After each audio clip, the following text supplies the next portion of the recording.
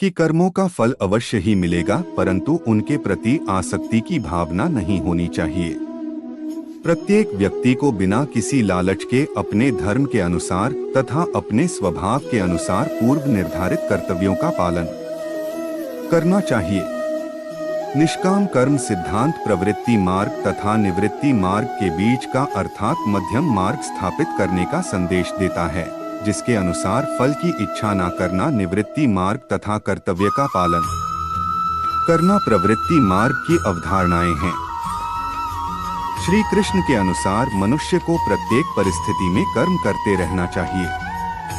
इसका तर्क यह दिया गया है कि शरीर का अस्तित्व बनाए रखने के लिए कर्म करते रहना आवश्यक है।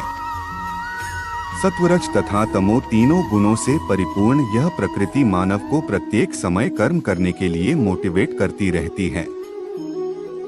ज्ञान योग, भक्ति योग तथा निष्काम कर्म योग तीनों में सर्वश्रेष्ठ कौन है, इसकी व्याख्या करते हुए भगवान श्री कृष्ण ने 12वें श्लोक में बताया है कि लगातार किए गए अभ्यास से ज्ञान श्रेष्ठ है, ज्ञान से भी श्रेष्ठ भक्ति है, भक्ति से भी श्रेष्ठ निष्काम कर्म योग है, क्योंकि निष्काम कर्म योग से शांति मिलती है। किसी भी कार्य में सफलता प्राप्त करने के लिए मन पर नियंत्रण रखना बहुत जरूरी है। काम करते वक्त अपने मन को हमेशा शांत और स्थिर रखना चाहिए।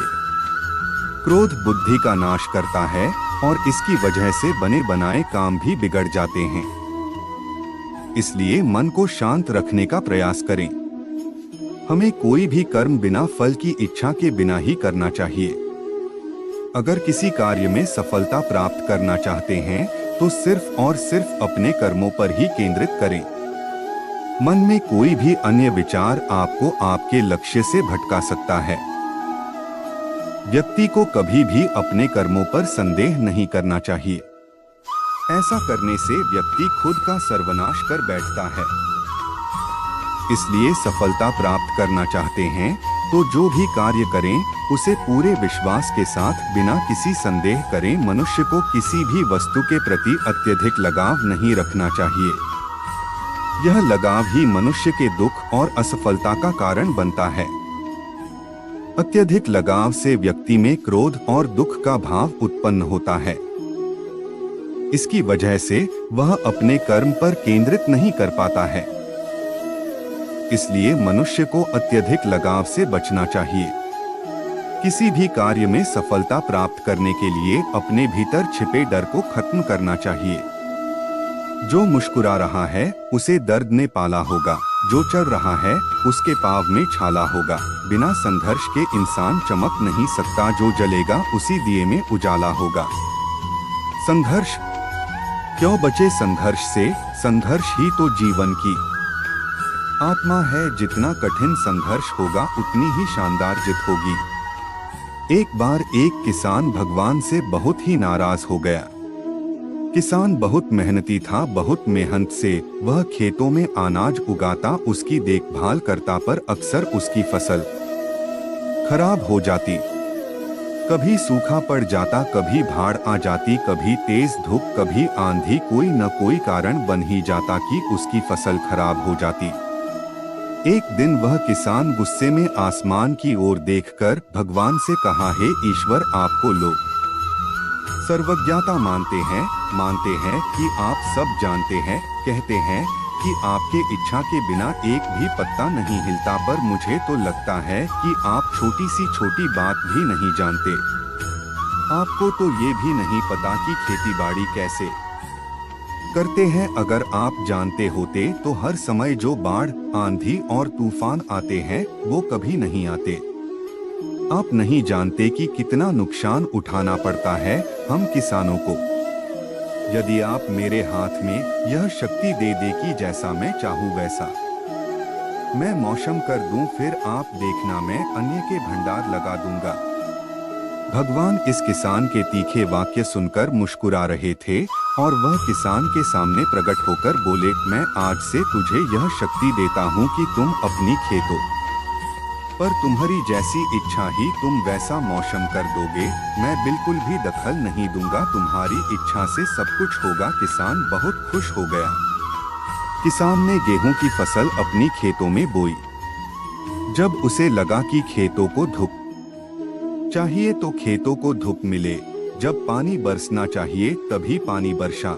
आंधी, तूफान, बाढ़ कुछ भी उसने अपने खेतों पर आने नहीं दिया। किसान के खेत में इस वर्ष ऐसी फसल हुई जैसी कभी नहीं हुई थी। हरी भरी लहलहाती फसल। मन ही मन वह बहुत खुश हो गया। सोचने लगा, अब सबूत के साथ दिखाऊंगा भगवान को कि इसे कहते हैं शक्ति का सही उपयोग। मेरी सफलता देखकर उन्हें अपनी नियम जरूर बदलने पड़ेंगे। कुछ दिन गुजरे, फसल कटने को तैयार हो गए। किसान बहुत उत्सुकता के साथ फसल को काटने लगा, पर जैसे ही उसकी नजर गेहूं की बालियों पर गया तो उसने अपना सिर पीट लिया और वह रोने चिल्लाने लगा। गेहूं की एक भी बाली के अंदर गेहूं का दाना नहीं था। सारी बालियां अंदर से खाली थी। किसान बहुत दुखी हो गया। उसने भगवान को रोते हुए फिर पुकारा, हे प्रभु, तुमने ये मेरे साथ क्या किया? क्या तुमने मुझे कोई सजा दी? भगवान बोले, पुत्र, ये तो होना ही था। तुमने पौधों को संघर्ष करने का मौका ही कहाँ दिया? ना तो तुमने उन्हें आंधियों से जूझने दिया, ना तेज बारिश से सहने दिया और ना ही धूप में तपने दिया। एक भी चुनौती का सामना तुमने उन्हें नहीं करने दिया। इसीलिए सारे पौधे अंदर से खोखले रह गए। जब आंधी, तूफान, तेज बारिश और धूप पड़ती है तभी ये पौधा अपने अस्तित्व को बचाने के लिए संघर्ष करते हैं। इसी संघर्ष से एक बल पैदा होता है जिसमें शक्ति होती है, ऊर्जा होती है, और यही ऊर्जा पूर्ति तेरे गेहूं के दानों की तरह जो नहीं फूटी। तूने उन्हें कठिन परिस्थितियों से गुजरने ही नहीं दिया जहां उनके अस्तित्व का जन्म होता। सारे बालियां इसीलिए खाली है, इसमें एक भी गेहूं का दाना इसलिए नहीं है क्योंकि तुमने अपने पौधों को संघर्ष कराया ही नहीं। याद रखिए, स्वर्ण में सवर्णीय आभा तभी आती है जब वह आग में तपने, गलने और हथौड़े से पीटने जैसे संघर्षों से गुजरता है। कोयले का टुकड़ा हीरा तभी बनता है जब वह उच्च दाब और उच्च ताप की मुश्किल परिस्थितियों से गुजरता है। इसी तरह यदि हमारी जिंदगी में कोई संघर्ष ही ना हो, कोई चुनौती ही ना हो, तो हम भी गेहूं की बालियों की तरह खोखले रह जाएंगे। कोई अस्तित्व नहीं होगा। हमारा विपरीत परिस्थितियां, चुनौतियां, समस्याएं हमें और अधिक निखारती है। यदि जीवन में कठिन परिस्थितियां और चुनौतियां आए तो घबराना मत, बल्कि सामना करना। विश्वास करना कि आप और अधिक निखर जाओगे और अधिक मजबूत बन जाओगे। जिंदगी जीना आसान नहीं होता, बिना संघर्ष कोई महान नहीं होता। जब तक ना पड़े हथौड़े की चोट तब तक पत्थर भी भगवान नहीं होता।